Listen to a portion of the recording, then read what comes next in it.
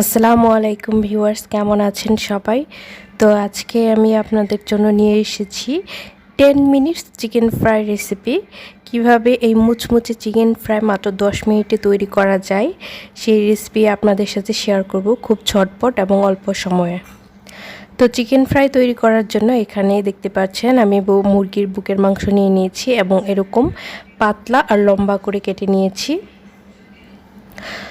তো এটাকে আমি কেটে খুব ভালো করে ধুয়ে নিয়েছি। এখন আমি ম্যারিনেট করে নেব। ম্যারিনেট করার জন্য আমি যেটা করেছি, এখানে রসুন পেস্ট দিয়ে নিলাম। আমি একটা মুরগির বুকের মাংস নিয়েছি, হাফ টিস্পুন করে দিয়ে দিলাম রসুন আর আদা বাটা। তো গোলমরিচ ক্রাশ করে নিয়েছি, দিয়ে দিলাম অল্প একটু কোয়ার্টার চা চামচ।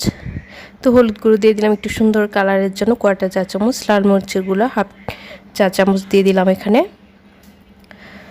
তো গরম মশলার গুঁড়া দিয়েছি আমি আগে, এখন হলুদ গুঁড়া দিলাম। তো এখানে হাফ টিস্পুন হচ্ছে আমি টমেটো সস দিয়ে দিলাম।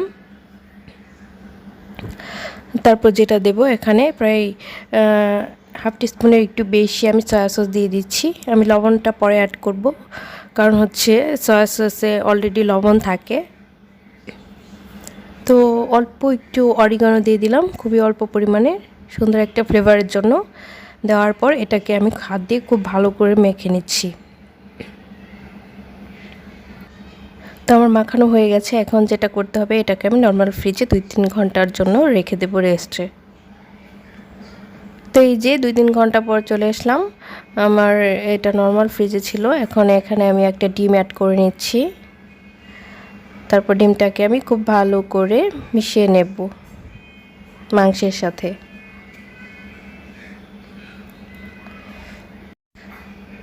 তো আমার মাংসটা ম্যারিনেট করা হয়ে গেছে। এখন আমি বাকি উপকরণগুলো মিশিয়ে নেব। তো আমি এখানে ময়দা নিয়ে নিয়েছি 1 কাপ পরিমাণ মতো।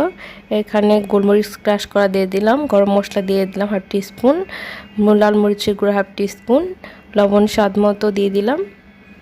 দেওয়ার পর এটাকে খুব ভালো করে আমি মিশিয়ে নিচ্ছি। তো এটা দিয়েই আমি সাধারণত চিকেন ফ্রাইটা কোট করব। তো এই যে আমার এটা মেশানো হয়ে গেছে। এখন আমি যে চিকেন ফ্রাইটা ম্যারিনেট করে রেখেছি চিকেনটা, সেটাকে এই যে ময়দার মধ্যে এভাবে কোট করে নেব। খুব ভালো করে কোট করে নিচ্ছি আমি, দেখতেই পাচ্ছেন। একটু খেয়াল করে দেখলে হয়তো বুঝতে পারবেন।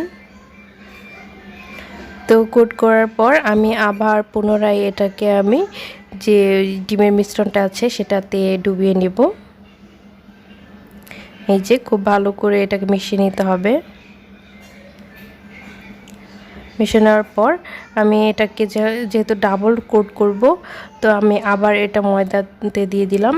দেওয়ার পরে যে চেপে চেপে খুব ভালো করে এটার গায়ে আমি ময়দাটা লাগিয়ে নেব। লাগানোর পর যেটা করতে হবে, এক্সট্রা যে ময়দাটা সেটা ঝেড়ে ফেলে দেব। তারপরে এই যে চিকেন ফ্রাইটা ঠিক এরকম হবে, দেখতেই পাচ্ছেন। তো আমি সবগুলো চিকেন একইভাবে কোট করে নিয়েছি। এখন আমি এটাকে ফ্রাই করতে চলে যাব। তো আপনারা চাইলে এই অবস্থায় এটাকে ফ্রিজে রাখতে পারেন, ডিপ ফ্রিজে বেশ অনেক দিন সংরক্ষণ করতে পারবেন। তো একটা বক্সের নিচে টিস্যু দিয়ে আপনারা এটা ফ্রিজে খুব সুন্দরভাবে সংরক্ষণ করতে পারেন। তো এই যে আমি একটা কড়াইয়ে খুব সুন্দর করে তেল গরম করে নিয়েছি খুব ভালো করে। তেলটা অবশ্যই খুব ভালো করে গরম করবেন, না হলে উপরটা ক্রিস্পি হবে না। এখন আমি সবগুলো চিকেন ফ্রাই এক এক করে দিয়ে দিচ্ছি। তো এটা হতে খুব বেশি টাইম লাগবে না। এই তো আমি মিডিয়াম আছে 4-5 মিনিটের মতো সময় ধরে এটাকে খুব ভালো করে উল্টে পাল্টে আমি এটাকে খুব ক্রিস্পি করে ভেজে নিয়েছি। দেখতেই পাচ্ছেন কতটা সুন্দর হয়েছে আর কালারটা কত সুন্দর হয়েছে দেখতে। তো আমি সবগুলো চিকেন ফ্রাই এভাবে ভেজে নিয়েছি। এই যে আমি তেল থেকে উঠিয়ে তেলটা ঝরিয়ে নিয়েছি, আমি বাকিগুলো একইভাবে ভেজে নিয়েছি। তো তৈরি হয়ে গেল মাত্র 10 মিনিট সময়ে এরকম মুচমুচে ক্রিস্পি চিকেন ফ্রাই রেসিপি। এটি খুবই অল্প সময়ে তৈরি করা যায়। তো আপনার বাসায় এটা আপনারা ট্রাই করতে পারেন। আশা করছি ভালো লাগবে।